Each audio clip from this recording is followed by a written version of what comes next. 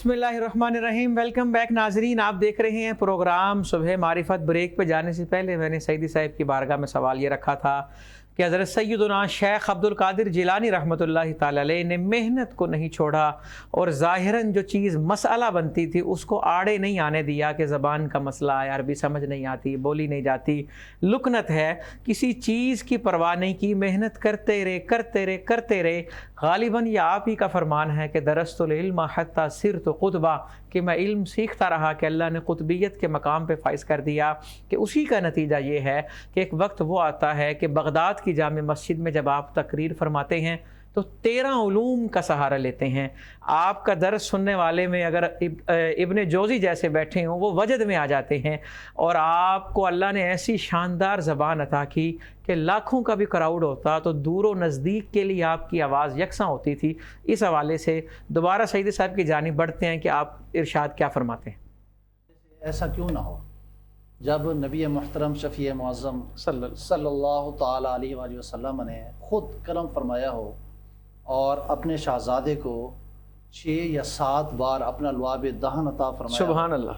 जनाब मौला कायनात रज़ियल्लाहु ताला अन्हु ने 6 बार अपना लुआब दहन अता फरमाया। सुभान अल्लाह।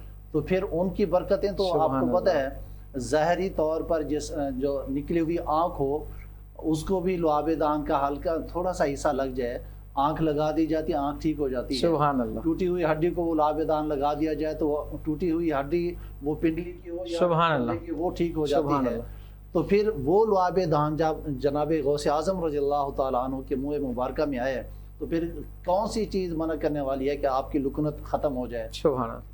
कौन सी चीज़ रोकने वाली है कि अल्लाह ताला इल्म लदुनी अता फरमा दे? तो ये सारे करीम आका अलैहिस्सलातु वस्सलाम के फैज़ान के चश्मे हैं जो सय्यदी गौसे आज़म रज़ियल्लाहु ताला अन्हु के ज़रिए से हमें आगे चलते हुए और लोगों को अल्लाह की मखलूक को सैराब करते हुए नज़र आते हैं। इस हवाले से मैं गुजारिश ये करूँगा कि हुज़ूर सय्यदी गौसे आज़म रज़ियल्लाहु ताला अन्हु आपने अल्लाह रब्बुल इज़्ज़त की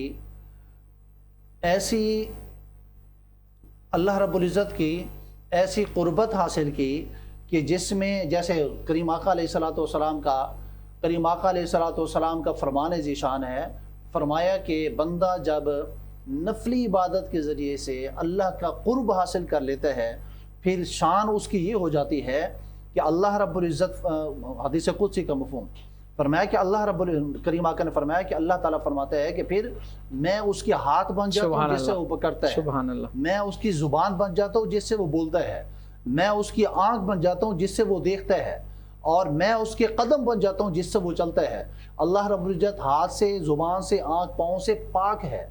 अल्लाह रब्बुल इज़्ज़त के इस फरमान का, करीम आका के इस फरमान का मकसद ये है कि बंदा जब अल्लाह का कुर्ब हासिल कर लेता है तो फिर वो उसका हाथ चलता उसी तरफ है जो अल्लाह की रज़ा होती है, उसकी ज़ुबान उन्हीं कलिमात का विर्द करती है जो अल्लाह को पसंद है, उसकी आँख फिर वही देखती है जो अल्लाह को पसंद है, उसके कदम उसी तरफ जाते हैं जो अल्लाह की पसंद है। तो बंदे का तमाम तर ज़ाहिर बातिन अल्लाह के अनवार व तजल्लियात का मरकज़ बन जाता है कि फिर अल्लाह रब्बुल इज़्ज़त के हर हुक्म के अंदर वो आसानी वाला हो या वो मुश्किल वाला हो, बंदा उसी रज़ा के अंदर राज़ी रहता है, क्योंकि अल्लाह रब राज़ी तो सब राज़ी। बेशक वो पंजाबी क्या किसी शायर ने कहा था ना, रब राज़ी ते सब जग राज़ी। बल्कि ये कहा था कि तू बेली ते सब जग बेली, अन बेली वी बेली। तो सच्ची बात यही है कि जब अल्लाह रब्बुल इज़्ज़त को बंदा राज़ी करके उसका बेली बन जाता है, उसको राज़ी कर लेता है, फिर सारी कायनात उसके कदमों में होती है। हुज़ूर गौसे आज़म रज़ियल्लाहु ताला अन्हु सारे ज़माने उनके, हम उनके ज़माने में नहीं हैं, 1000 साल बाद आज हम बैठे उनका जिक्र ऐसे करें जैसे कल के वो मौजूद हों, जैसे आज वो हमारे अंदर मौजूद हों। ये कौन सी चीज़ें हैं जो हम उनके अलकाबात गा रहे हैं, उनके नगमे अलाप रहे हैं, उनके ज़िक्र से अपनी रूह को जिला बख्श रहे हैं? ये सारी वो चीज़ है कि उन लोगों ने रब को राज़ी किया, अपना दिल उन्होंने रब को दे दिया, हमारे दिलों में अल्लाह ताला ने उनकी मोहब्बत को डाल दिया। सुभान अल्लाह। सो आज जो ज़रूरत जिस चीज़ की है वो यही है कि हम इन औलिया के आरास मनाने के साथ साथ, 11वां मनाने के साथ साथ अशद तरीन जिस चीज़ की ज़रूरत है वो ये है कि हम अल्लाह के इन नेक और सालिहीन की तालीमात के ऊपर सख्ती से अमल पैरा हों। آج ہم میں سے ہر کسی کے گھر کے اندر جو نا مزہ نہیں ہے، سکون نہیں ہے، بے چینی ہے، کاروبار ہے تو یہی تماشا ہے، بزنس ہے تو یہی صورتحال ہے، ہمارے ملکی حالات ہیں تو یہی صورتحال ہے، ہمارے انٹرنیشنل طور پہ معاملات بین الاقوامی طور پر اگر ہم ایز اے مسلم دیکھیں تو ہماری یہی صورتحال ہے۔ وجہ کیا ہے؟ وجہ یہ ہے کہ ہم نے اللہ رسول کو راضی کرنا چھوڑ دیا۔ بے شک ان لوگوں نے ہر حالات کے اندر اللہ رسول کو راضی رکھا۔ اللہ تعالیٰ نے ان لوگوں کے دلوں کے ان لوگوں کے لیے لوگوں کے دلوں کے اندر ان بندوں کے لیے بندگان خاص کے لیے اللہ تعالیٰ نے اپنی ساری مخلوق کے دلوں کے اندر اپنے ان کی محبت ڈال دی ہے۔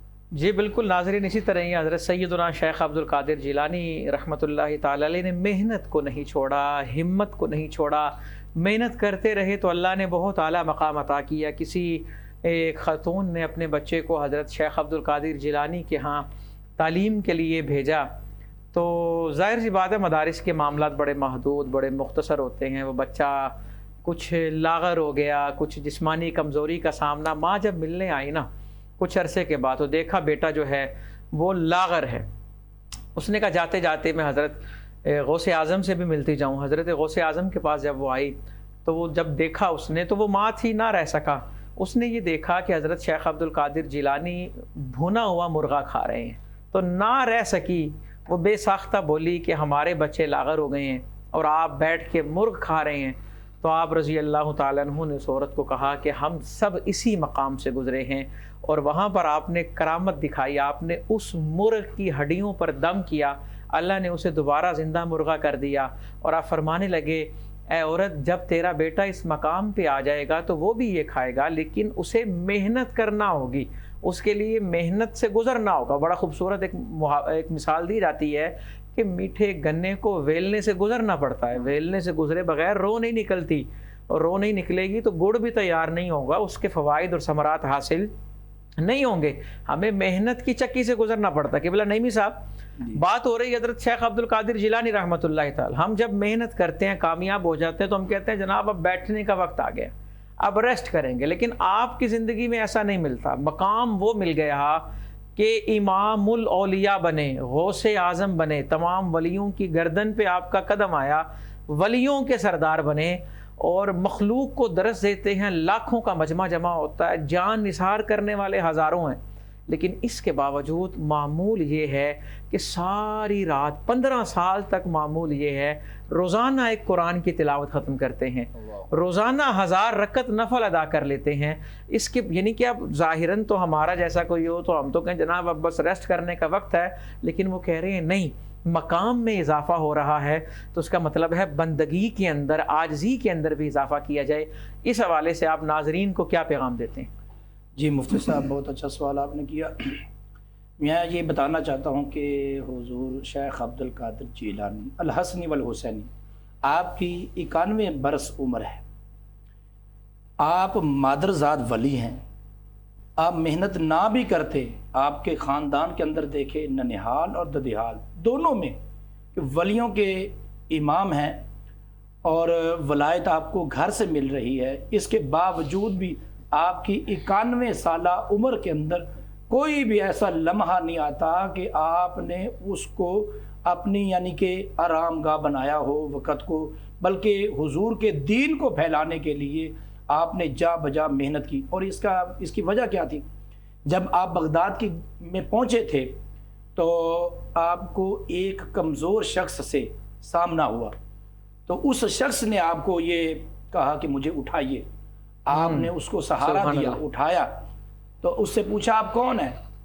تو اس شخص نے کہا میں تیرے نانا کا دین ہوں جو کمزور ہو چکا تھا، تو آپ نے مجھے یہ سہارا دیا تو اللہ نے مجھے پھر سے زندہ کر دیا۔ یعنی اس دن سے آپ کو یہ لقب بھی ملا محی الدین۔ سبحان اللہ۔ تو یہ ایسے نہیں لقب ملا، آپ نے پھر اس کے لیے اتنی محنت کی کہ آپ نے دین کا علم پھیلانے کے لیے دن رات ایک کیا، چاہے اس کے لیے جیسے بھی آپ کو محنت کرنا پڑی، اور آپ نے قرآن کو اور جنگلوں میں بیابانوں میں جا کے آپ نے محنت کی اور اپنے رب کو راضی کرنے کی کوشش کی، ہر حالات کا آپ نے سامنا کیا۔ اور میں نے جب آپ کی سیرت پاک کو پڑھا تو مجھے 91 برس کی عمر میں آپ کی کوئی بھی ایسا لمحہ نظر نہیں آتا کہ آپ نے اس کو کوئی 2-4 دن 10 دن آپ نے سکون سے گزارا ہو۔ تو میں اپنے دیکھنے والوں کو یہی پیغام دینا چاہتا ہوں کہ جیسے اللہ کے اولیاء اللہ کی پہچان ہمیں کروا گئے ہیں، ہمیں اگر اللہ کی معرفت چاہتے ہیں، اللہ کی پہچان چاہتے ہیں، تو ان کے حقیقی نقش قدم پر جو علم کا راستہ ہے، جو دین کا راستہ ہے، جو ان کی حقیقی وراثت ہے، اس کو اپنانا ہوگا اور اس کو لینا ہوگا۔ یہاں پر میں ایک چھوٹی سی بات آپ کے کوٹ کرنا چاہتا ہوں۔ پیر پٹھان علیہ رحمہ کی مجھے یاد آئی، آپ کے پاس ایک شخص آیا اور کہنے لگا جی حضور مجھے اللہ کی معرفت چاہیے۔ تو آپ نے اسے ایک جواب دیا، آپ نے کہا کہ بیٹا اس طرح کرو۔ جب وہ پہنچا تھا، شخص رات کا سما تھا تو دور سے سفر کر کے آیا تھا، تو آپ نے کہا بیٹا اس طرح کرو کہ اللہ تعالیٰ کو اپنے برابر سمجھو۔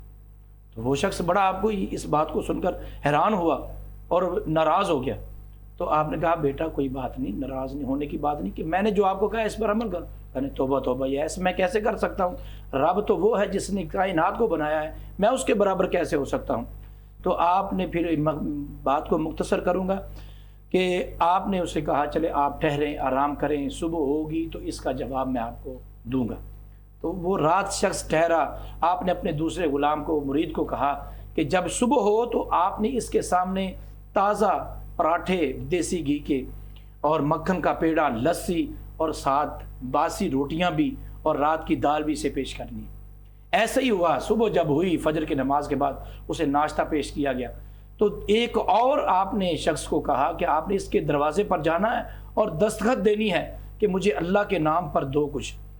تو جب ایسے ہی ہوا، دروازے پر دستخط ہوئی، عین اسی وقت جب وہ ناشتہ کرنے لگا تھا، دروازے پر دستخط ہوتی ہے، دستک ہوتی ہے، ہاں، تو وہ صدا لگاتا ہے کہ مجھے اللہ کے نام پر دو کچھ۔